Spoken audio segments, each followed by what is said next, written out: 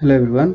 आज चाहिँ हामी क्लास 12 फिजिक्सको वेभ एन्ड अप्टिक्स भन्ने युनिटको वेभ्स इन पाइप्स एन्ड स्ट्रिङ्सको बारे स्टडी गर्न गइरहेको छौँ। यो च्याप्टर आफैमा एउटा इन्ट्रेस्टिङ च्याप्टर पनि छ, किन भन्दा जो मान्छेलाई म्युजिकमा इन्ट्रेस्ट हुन्छ होइन, लगभग सबै मान्छेलाई नै म्युजिक मन परेर हुन्छ। अनि त्यहाँनिर हामीले विभिन्न इन्स्ट्रुमेन्ट्सहरू देख्छौँ, जस्तै गिटारहरू देख्छौँ होइन, त्यसै गरी फ्लुट देख्छौँ र अरू विभिन्न इन्स्ट्रुमेन्ट्सहरू देखिरहेको हुन्छौँ। यस्तो खालको इन्स्ट्रुमेन्ट्सहरूले चाहिँ कसरी काम गर्दो रहेछ भन्ने कुराहरू हामीले यो च्याप्टरबाट एउटा टेन्टेटिभ आइडिया लिन सक्छौँ। सो यो च्याप्टरलाई तपाईँले यदि इन्स्ट्रुमेन्ट बजाउनुहुन्छ भने कसरी मैले बजाउँदो रहेछु भन्ने कुराहरू पनि तपाईँले यहाँबाट हेर्न सक्नुहुन्छ अथवा बुझ्न सक्नुहुन्छ। र बजाउने मान्छेले पनि के रहेछ त खासमा, कसरी चाहिँ साउन्ड प्रड्युस हुँदो रहेछ त त्यहाँबाट भन्ने कुराहरू चाहिँ यहाँबाट नलेज लिनुपर्ने हुन्छ। अब यसको अब्जेक्टिभ्सहरू भनेको चाहिँ के हो भने यहाँनिर हामीले बुझ्नुपर्ने हुन्छ कि organ पाइप भनेको के हो होइन, organ पाइप भनेको के हो। त्यसै गरी यहाँनिर दुई प्रकारको organ पाइप हुन्छ, क्लोज्ड र ओपन organ पाइप भनेर हुन्छ। हो त्यसको कुराहरू चाहिँ हामीले बुझ्नुपर्ने हुन्छ। त्यसै गरी अरू भनेको हामीले इन्ड करेक्सनहरू बुझ्नुपर्ने हुन्छ, ठिक छ। दोस्रो भनेको के त, इन्ड करेक्सनको बारे पनि हामीले बुझ्नुपर्ने हुन्छ, रेजोनेन्सको बारे बुझ्नुपर्ने हुन्छ है, रेजोनेन्सको बारे बुझ्नुपर्ने हुन्छ। त्यसै गरी भेलोसिटी इन अ स्ट्रेट स्ट्रिङको बारे पनि बुझ्नुपर्ने हुन्छ, ठिक छ, velocity in a straight string. So यहाँनिर तपाईँले जस्तै organ पाइपको बारे बुझ्नुभयो भने तपाईँले चाहिँ फ्लुटहरू जस्तो इन्स्ट्रुमेन्टहरू हुन्छ नि, त्यो इन्स्ट्रुमेन्टले साउन्ड कसरी प्रड्युस गर्छ त भन्ने कुराहरू तपाईँले एउटा टेन्टेटिभ आइडिया पाउन सक्नुहुन्छ। त्यसै गरी जब यो भेलोसिटी इन स्ट्रेट स्ट्रिङको बारे हामी स्टडी गर्छौँ त्यति बेला हामीले चाहिँ गिटार त्यसै गरी सिटारहरूले साउन्ड कसरी प्रड्युस गर्छ त भन्ने कुराहरू हामीले एउटा टेन्टेटिभ आइडिया पाउँछौँ, जस्ट एउटा जेनरल नलेज पाउँछौँ। तर एक्ज्याक्टली अब त्यसको डेप्थमा छिर्न त सिक्नु नै पर्ने हुन्छ है। सो हाम्रो टपिक स्टार्ट गरौँ। स्टार्ट चाहिँ केबाट गर्नुपर्ने हुन्छ त भन्दा हाम्रो स्टेसनरी वेभबाट हामीले स्टार्ट गर्नुपर्ने हुन्छ। सुरुमा स्टेसनरी वेभ्सहरू भनेको के हो, यो कसरी प्रड्युस हुन्छ भन्ने कुराहरू हामीले बुझ्नुपर्ने हुन्छ। सो स्टेसनरी वेभ्सको बारे बुझ्दाखेरि सुरुमा वेभ्स भनेको के हो त, एउटा डिस्टर्बेन्स हो। डिस्टर्बेन्स भनेपछि कुनै एउटा सपोज मिडियम छ अरे, सपोज कसरी बुझ्न सकिन्छ यसलाई भन्दा एउटा पानी छ अथवा एउटा लेक छ होइन, एउटा एकदम स्टिल लेक छ अरे, त्यो लेकमा तपाईँले के गर्नुभयो, एउटा ढुङ्गा खसाल्नुभयो। ढुङ्गा खसाल्नुभयो भने तपाईँले त्यहाँनिर के देख्न सक्नुहुन्छ, वेभ्सहरू मुभ भइरहेको देख्न सक्नुहुन्छ होइन। त्यो के भयो त, हाम्रो डिस्टर्बेन्स हो। यो डिस्टर्बेन्स केले क्यारी गरिरहेछ भने त्यहाँनिर हामीले इनर्जी दिएको छौँ। जब हामीले त्यहाँनिर एउटा ढुङ्गा खसाल्यौँ त्यसले के गर्यो त, आफ्नो जुन इनर्जी थियो नि, काइनेटिक इनर्जी अब त्यहाँ लेकमा दियो होइन, लेकमा स्प्रेड भयो। हाम्रो कन्जर्भेसन अफ इनर्जीले के भन्छ त, energy can neither be created nor be destroyed. र त्यहाँनिर जुन डिस्टर्बेन्स आइरहेछ त्यो हाम्रो इनर्जी चाहिँ एउटा मेकानिकल रूपमै फेरि कन्भर्ट भएर के भयो, यहाँनिर एउटा वेभ्सको फर्ममा अगाडि ट्राभल हुन थाल्यो है। सो एउटा इनर्जी जब ट्राभल हुन्छ कुनै मिडियममा त्यसले के गर्छ त, त्यहाँको पार्टिकलहरूलाई डिस्टर्ब गर्ने काम गरिरहेको हुन्छ। पार्टिकलहरू आफ्नो धुनमा मस्त सुतिरहेको हुन्छन् है, पार्टिकलहरू अब कसैले नचलाओस् भनेर मस्त सुतिरहेको हुन्छन्। के गरिदिन्छ त, एउटा वेभ आइदिन्छ, वेभ आइदिन्छ होइन, हावा हुन्डरी आइदियो जस्तो कि हावा हुन्डरीको बेला के हुन्छ, सब त्यहाँ स्टिल कुराहरूलाई हल्लाइदिन्छ नि, त्यसरी नै एउटा मिडियममा के गरिदिन्छ त, इनर्जी आएपछि के हुन्छ, त्यो पार्टिकलहरूलाई के गरिदिन्छ, उठाइदिन्छ, उसले जगाइदिन्छ कि, र पार्टिकलहरूको के हुन थाल्छ, मुभमेन्ट हुन थाल्छ त्यहाँ। सो वेभ्स भनेको एउटा इनर्जी हो। इनर्जीले के गरिदिन्छ, डिस्टर्बेन्स क्रिएट गरिदिन्छ केमा, एउटा मिडियममा क्रिएट गरिदिन्छ। तर जहिले पनि एउटा मिडियमै हुनुपर्छ भन्ने छैन। कुनै कुनै वेभमा जस्तै हाम्रो ट्रान्सभर्स वेभ अथवा लाइटमा पनि मिडियम बी नै ट्राभल गर्छ, द्याट्स अ डिफ्रेन्ट स्टोरी है। सो त्यसको बारे चाहिँ अहिले हामीले स्टडी गर्दैनौँ, जस्ट यसमा फोकस गर्छौँ। अब वेभ्सको बारे बुझिसकेपछि हामीले स्टेसनरी भनेर बुझ्नुपर्छ।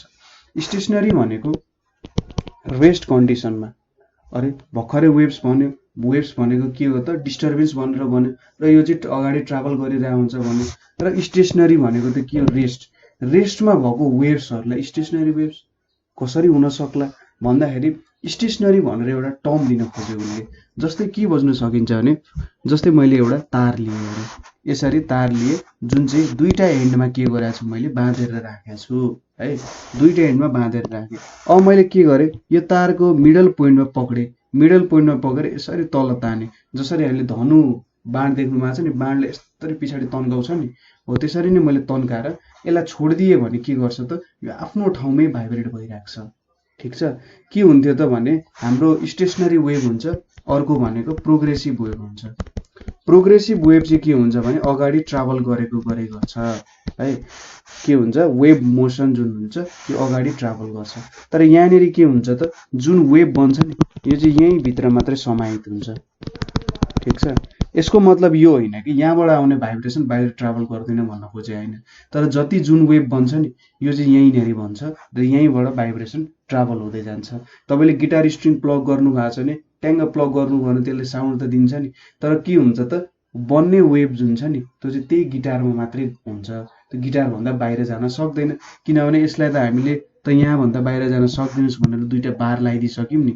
अब यो दुईवटा बार लगाइदिइसकेपछि चाहिँ वेभ नेरी अथवा भाइब्रेसन चाहिँ यही पोर्सनमा मात्रै हुन्छ र यो बाहिर जान सक्दैन। सो यसलाई के भन्न सक्यो त एउटा स्टेसनरी वेभ भन्न सक्यो। सो स्टेसनरी वेभ बन्नको लागि के चाहिने रहेछ त त्यो कुराहरू थोरै हेर्नुपर्ने हुन्छ। सो हामीले सुपरपोजिसन प्रिन्सिपल भनेर त स्टडी गरेका छौँ। ठिक छ, सुपरपोजिसन प्रिन्सिपलले के भन्छ भने सपोज मसँग कुनै पनि वेभ छ, मैले सजिलोको लागि दुईटा वेभहरू लिएँ। एउटा वेभ के गरिरहेछ त यो डिरेक्सनबाट यतापट्टि आइरहेछ, यता आइरहेछ।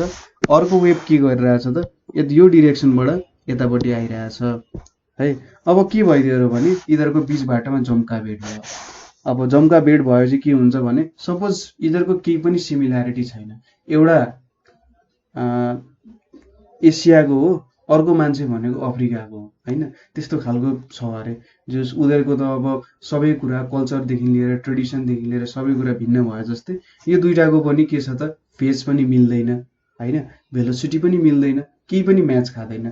तर अलिकति अब सपोज यो वेभ र यो वेभ चाहिँ कहीँ गएर मिट हुन थालेर यसरी के भयो यो वेभ आइपुग्यो यहाँसम्म आइपुग्यो, अनि हाम्रो जुन येलो वेभ छ यो वेभ पनि आयो र यो पोइन्टमा मिट भयो। अब यो दुईटा चाहिँ यो पोइन्टमा मिट हुन लागिरहेछन्। के हुन्छ भने जब यो दुईटाको यहाँनिर भेट हुन्छ नि त्यति बेला यिनीहरूको एउटा शर्त के हुन्छ भने वेभहरूको बिचको शर्त के हुन्छ भने यदि कुनै दुईटा वेभ बिच कुनै पोइन्टमा भेट हुन्छ अथवा मिट हुन्छ भने तिनीहरूको एम्प्लिट्युड चाहिँ हामीले कसरी क्यालकुलेट गर्छौँ भने सपोज एम्प्लिट्युड भनेको कति इनर्जी हुन्छ भनेर क्यालकुलेट गर्न सक्छौँ भन्दाखेरि यहाँनिर सपोज यो पोइन्टमा मिट भयो, यसरी यो पोइन्टमा मिट भयो भने अब त्यो दुईटा वेभहरूको सपोज के हुन्छ त सुपरपोजिसन हुन्छ। एउटा वेभ यहाँ छ अनि हाम्रो अर्को वेभ चाहिँ के हुन्छ त यसरी यहाँनिर जोडिन्छ।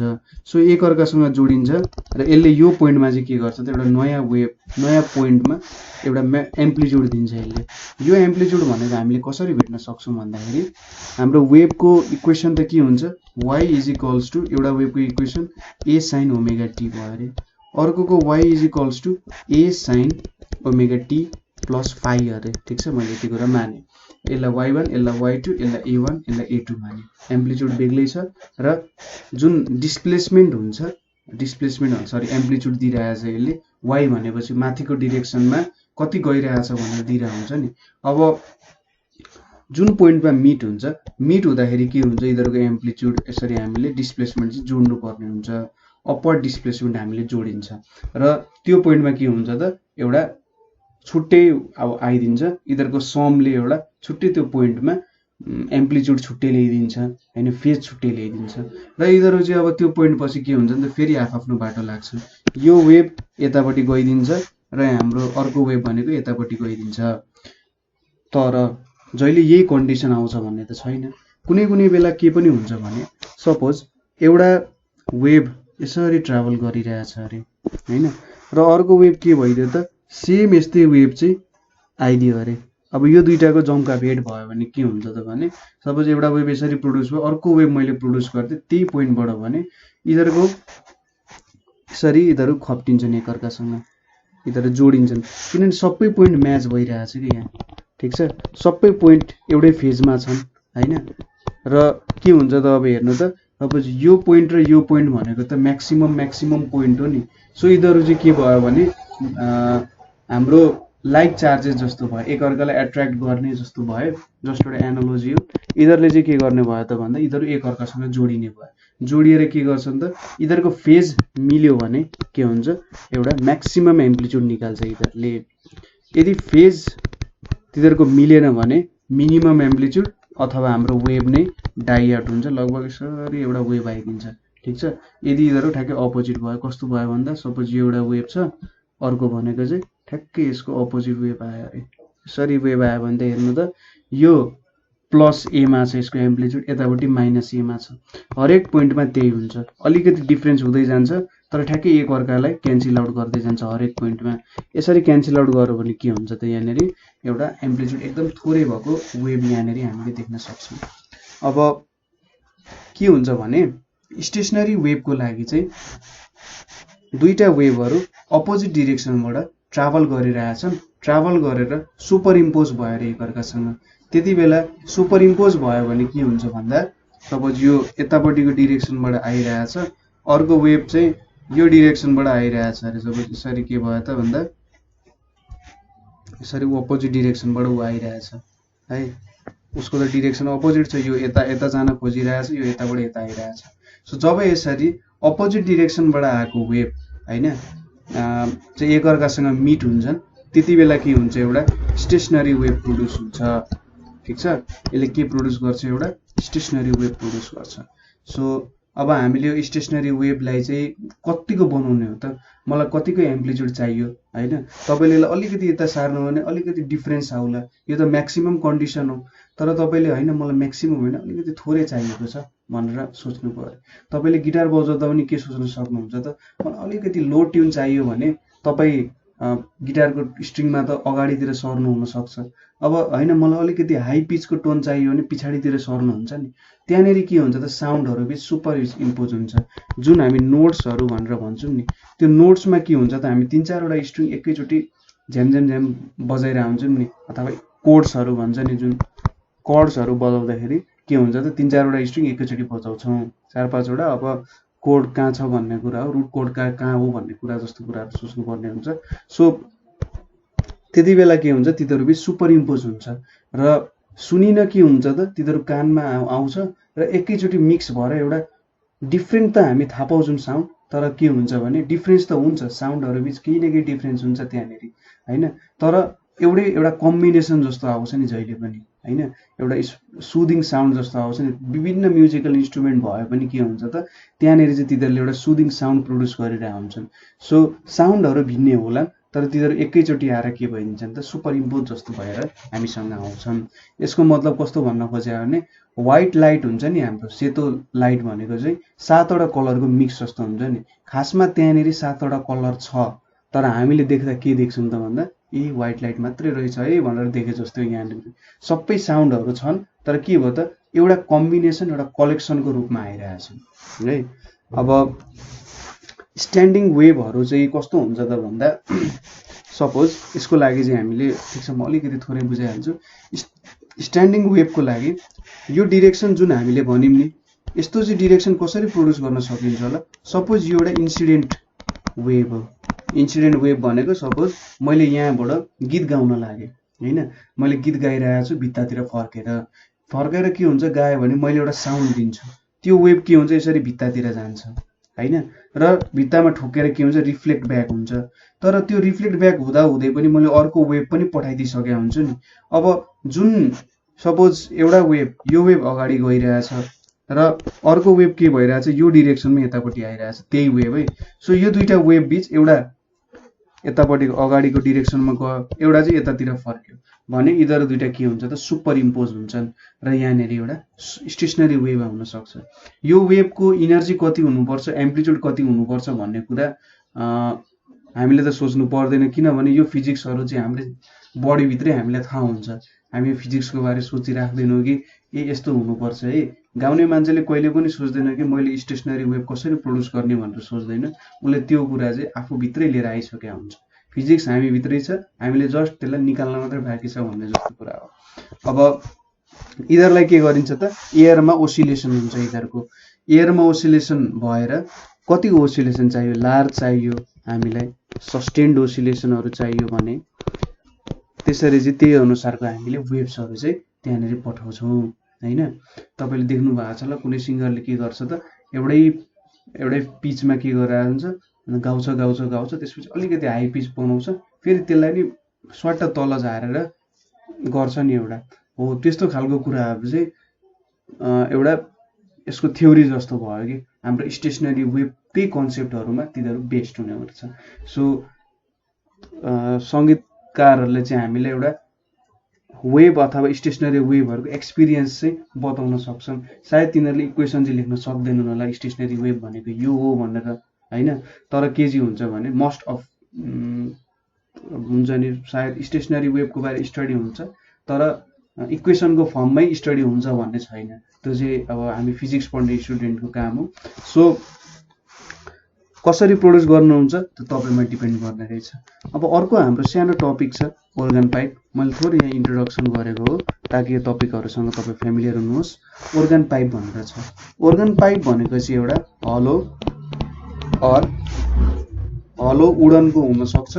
हलो हुन्छ सुरुमा, मेन कुरा चाहिँ त्यो हुनु पर्यो, उडन अर मेटालिक ट्युब। जस्तै तपाईँले मुरली उडन देख्नु भएको छ, मुरली जस्तै अरू इन्स्ट्रुमेन्टहरू पनि हुन्छ जुन चाहिँ मेटालिक टाइपको पनि हुन्छ, साउन्ड अलिकति बेग्लै हुन्छ तर के हुन्छ त उडन पनि हुन सक्यो र मेटालिक ट्युब पनि हुन सक्यो, जसले चाहिँ के गर्छ, युज टु प्रोड्युस के त म्युजिकल साउन्ड। यिनीहरूले एउटा म्युजिकल साउन्ड प्रोड्युस गर्न चाहिँ युज गरिन्छ जेनरली। अब यसलाई चाहिँ विन्ड इन्स्ट्रुमेन्ट पनि भनेर भन्छ।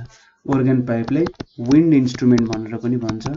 किन यसलाई विन्ड इन्स्ट्रुमेन्ट भन्छ त भन्दा जुन हाम्रो फ्लुट हुन्छ, त्यसै गरी विसल हामी गर्छौँ, सिटी बजाउँछौँ, त्यसै गरी तपाईँले हार्मोनिका भन्ने बजाउनु भएको छ होला अहिले सानो सानोमा हार्मोनिकाहरू।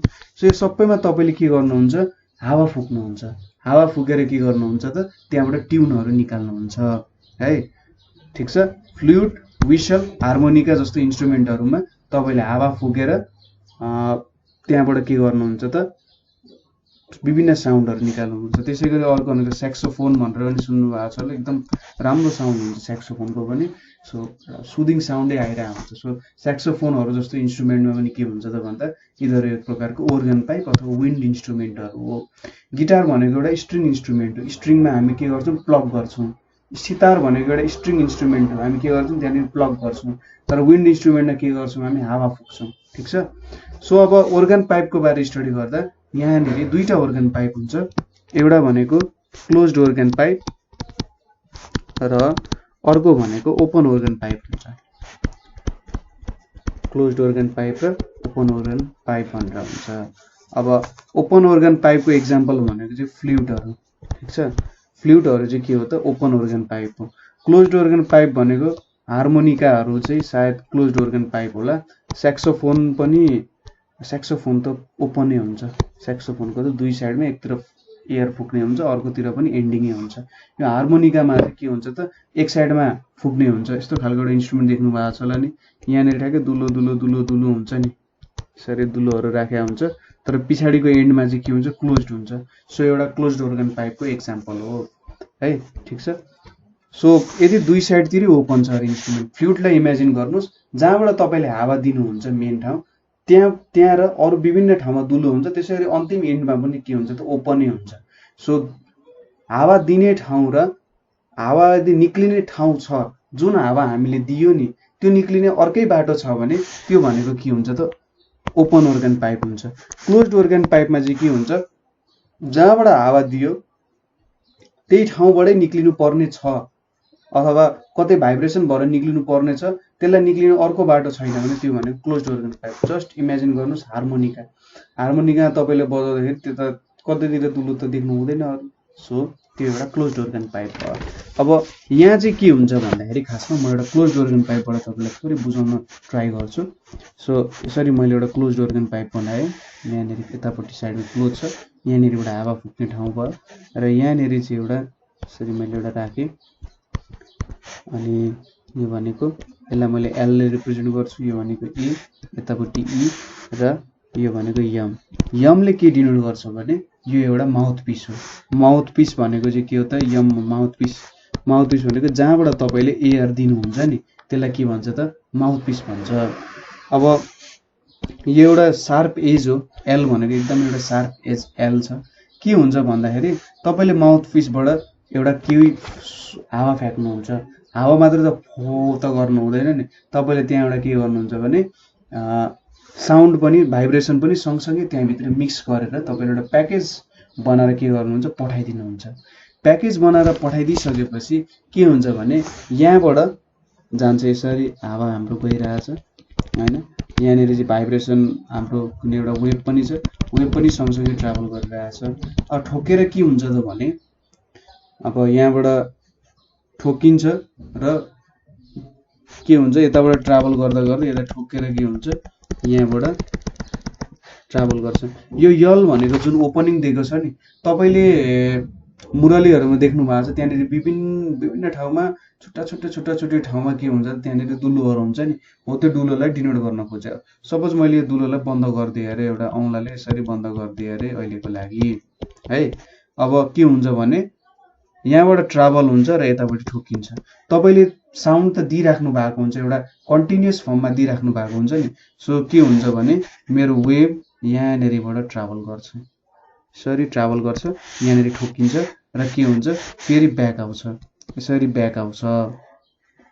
तर यो वेभ यहाँसम्म आएर ठोकिँदासम्म पनि यहाँबाट त अरू वेभहरू पनि आइरहेको हुन्छ हैन। अब यहाँ इन्सिडेन्ट वेभहरू र यहाँबाट रिफ्लेक्ट भएको वेभहरू चाहिँ के हुन्छ त, सुपर इम्पोज हुनसक्छ हैन, हुन्छ सुपर इम्पोज हुन्छ र सुपर इम्पोज भएपछि त्यहाँनिर स्टेसनरी वेभ्सहरू क्रिएट हुन्छ।